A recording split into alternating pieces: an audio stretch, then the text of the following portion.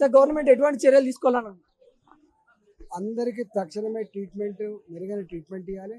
చనిపోయిన కుటుంబాలకు ఆర్థిక సాయం అందించాలి.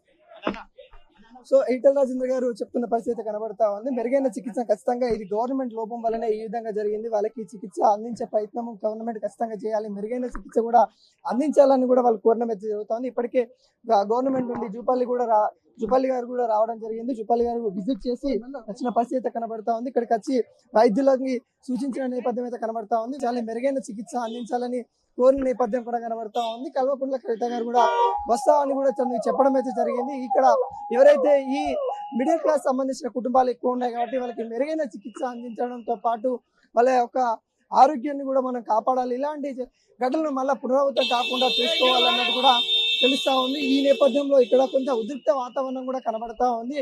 కొంతమంది కుటుంబాల పేర్లు కూడా అందులో లేవని కూడా చెప్తా ఉన్నాయి. ఎందుకంటే కళ్ళు ద్వారా అస్వస్థకు గురైన వాళ్ళ లిస్ట్ తీసినప్పుడు కూడా మా పేర్లు అందులో లేవు, మా బాధ్యులు కూడా ఉన్నారని కూడా చెప్తా ఉన్నారు. ఇంకా అధికారికంగా ఇంకా లెక్కలు రాని పరిస్థితి కనబడతా ఉంది. దాదాపుగా 40 కుటుంబాలు అంటే 40 మంది కూడా ఇక్కడ బాధితులు ఉన్నట్టు కూడా తెలుస్తా ఉంది. దాంట్లో 3 మృత్యువాత పడినట్టు కూడా మనకైతే ఇక్కడ కీలకంగా తెలుస్తా ఉంది.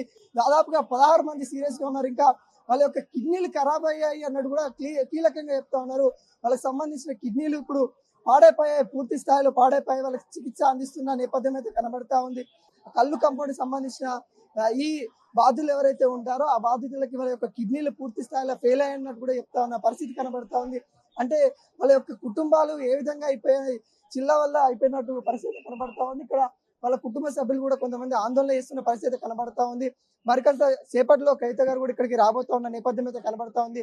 ఇప్పటికే పలువురు రాజకీయ నాయకులు ఇక్కడికి వచ్చి ఆ కుటుంబ సభ్యులను పరామర్శించి వాళ్ళకి సంబంధించిన వైద్య చికిత్సలు ఏ విధంగా అందుతున్నాయి, మెరుగైన చికిత్స కోసము మరే వేరన్నా ఆసుపత్రికి తరలించాలా లేకుంటే ఇక్కడనే సరిపోతుంది అనే విధంగా వాళ్ళని తెలుసుకుంటున్న పరిస్థితి కనబడతా ఉంది.